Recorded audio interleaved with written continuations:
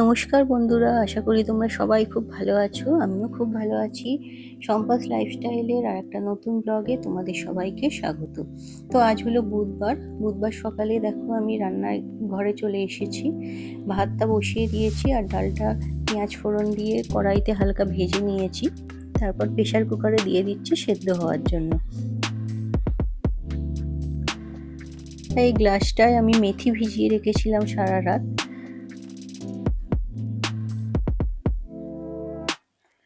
তো ডালটার ভাতটা ওদিকে যতক্ষণ হচ্ছে আমি ঘরে চলে এসেছি বাসি বিছানাটা গুছিয়ে নিয়ে, জানো তো, না হলে অনেক দেরি হয়ে যাবে। যেহেতু একা সংসার, করার কেউ আর নেই, তাই সময় মতো যে কাজটা যখন সুবিধা হয় সেটা করে নেওয়ার চেষ্টা করি। তাতে কি হয়, অনেক কাজ অল্প সময়ের মধ্যে করা হয়ে যায়।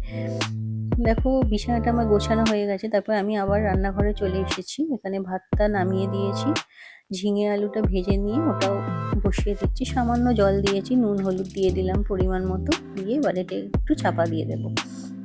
ওদিকে ডালটা হচ্ছে, ডাল হয়ে যাওয়ার পর মাছটা ভাজতে দিয়ে দিয়েছিলাম। মাছেরও বাটনা আমার রেডি হয়ে গেছে। তো তারপরে দেখো মিক্সি মেশিনটাকে একটু ভালো করে মুছে নিচ্ছি। যেহেতু রান্নাঘরেই থাকে, এটা খুব তেল চিটচিটে হয়ে যায়, মাঝে মাঝে একটু মুছে নিলে বেশ পরিষ্কার থাকে।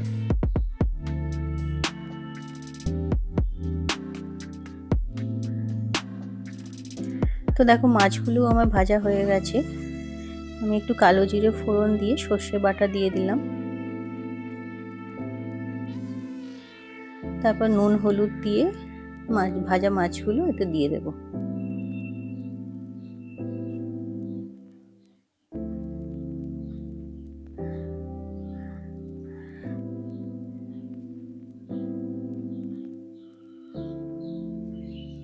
তো মাছটার তরকারিটা ওদিকে যতক্ষণ হচ্ছে, সিঙ্কে যে কটা বাসন ছিল সেগুলো মেজে নিচ্ছি।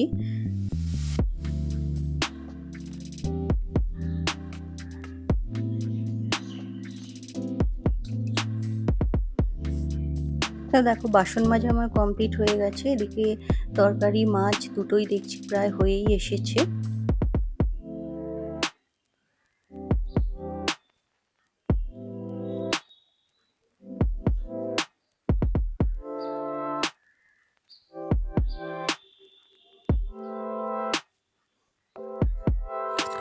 তরকারিটা নামিয়ে নিয়ে এখানে আমি আটা মাখছি, একটু মেয়েকে টিফিনে রুটি করে দেব। আর এদিকে কড়াতে দেখো কিছু ভাজা করতে দিয়েছি, ওই দিয়েই রুটিটা দিয়ে দেবো।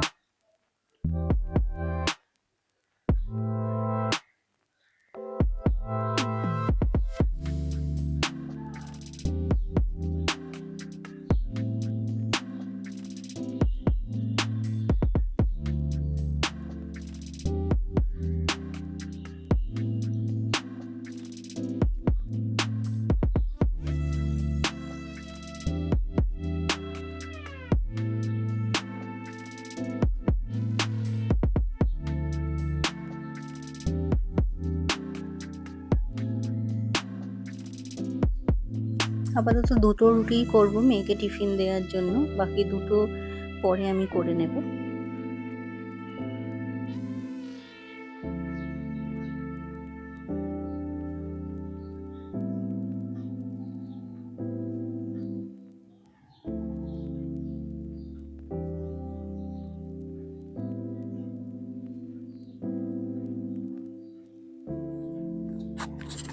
তো চলো তোমাদের সঙ্গে শেয়ার করি কি রান্না করেছি। ভাত তো তোমরা আগেই দেখেছো করেছি। আর এখানে আছে মাছ, কালো জিরে আর সর্ষে বাটা দিয়ে মাছটা করেছি। আর এখানে দেখো এখানে আছে ঝিঙে আলুর তরকারিটা, আর একটু শুকনো হলে ভালো হতো, যাই হোক। আর এখানে আছে কাঁকরোল আলু ভাজা। তোমরা হয়তো ভাববে রোজই কেন একই রকম রান্না হচ্ছে। আর এতে আছে ডাল। কাঁকরোলটা আসলে বাবা অনেকটা পরিমাণে এনেছিল, তো ওর জন্য 2-3 দিন লেগে গেল, আর নেই। আর এখানে দেখো রুটি করে রেখেছি, জল দিয়ে ধুয়ে রেখে দিয়েছি, টিফিন বক্সে ভরে দেবো মেয়েকে। তো এরপর আমি রান্নাঘরে আবার চলে এসেছি, একটা সসপ্যান দেখো বসিয়ে নিয়েছি। এটাতে একটু ওটস সেদ্ধ করে রেখে দেবো দুপুরে খাওয়ার জন্য। দুপুরে ভাবছি আজ থেকে ওটসই খাবো। তো দেখো ওটসটা ফুটে গেছে, বন্ধ করে দিলাম, ওটা আস্তে আস্তে সেদ্ধ হয়ে যাবে। তো এরপরে আমি উপরের ঘরে চলে এসেছিলাম, উপরের ঘরের বিছানাটা পরিষ্কার করে নেওয়ার জন্য। চাদরটাও পাল্টে দিলাম, যেহেতু অনেক দিন ধরে পাতা ছিল, তো আজকে চেঞ্জ করে দিলাম। তবে জানি না কাচবো কী করে, বাইরে যে পরিমাণ বৃষ্টি হচ্ছে, জামা কাপড় কিছুই প্রায় শুকোচ্ছে না, শুকোতে দেরি লাগবে, এক্ষুনি হয়তো কাচতেও পারবো না। তো দেখো নতুন চাদর একটা পেতে দিয়েছি আমি।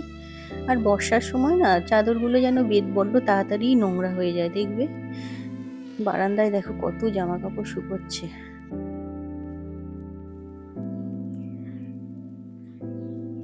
যাই হোক, এগুলো দুদিন ধরে প্রায় শুকোচ্ছে, শুকিয়েই গেছে মোটামুটি।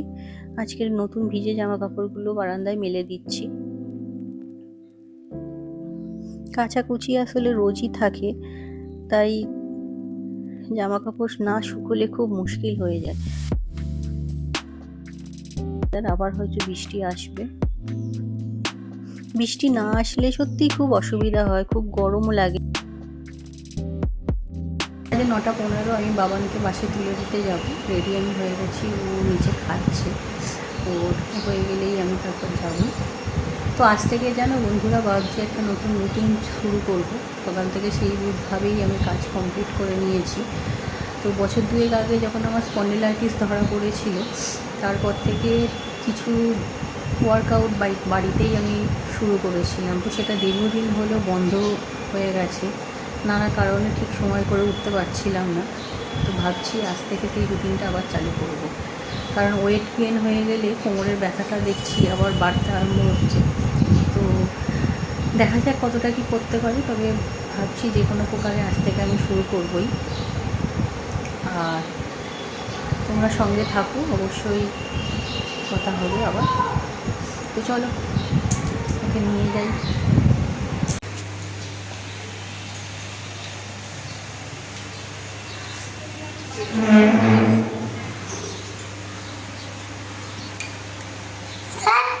এই জায়গাটা ভালো না, এটা খুলে ফেলো, ওটা ভালো না। ওটা ভালো না? কেন কেন ভালো নয় কেন? না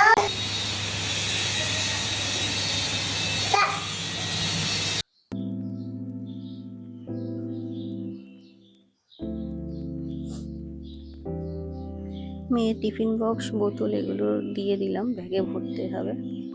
আর এই দেখো মেয়ে রেডি হয়ে গেছে, চুলটা বেঁধে দেবো। তো মেয়েকে স্কুলে দিয়ে আমি চলে এসেছি।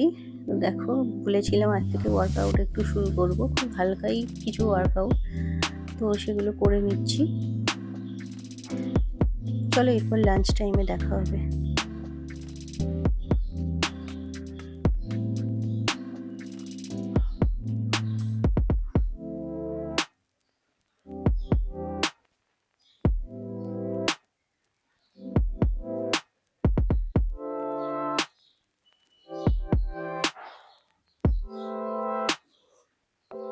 তো স্নান টান সেরে আমি চলে এসেছি দেখো লাঞ্চে।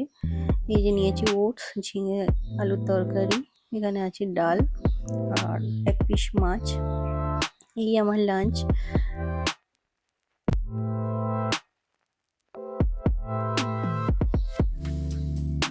যেহেতু ওয়েটটা লুজ করতে হবে, তাই ভাবছি আজ থেকে ওটসটাই খাবো।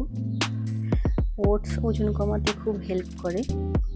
তো যাই হোক, আমার আজকের ভিডিওটা এইটুকুই, আশা করি তোমাদের ভালো লেগেছে। যদি ভালো লেগে থাকে অবশ্যই একটা লাইক করে দিও আর চ্যানেলটা সাবস্ক্রাইব করে দিও। সবাই ভালো থেকো, সুস্থ থেকো, আনন্দে থেকো। Tata, by.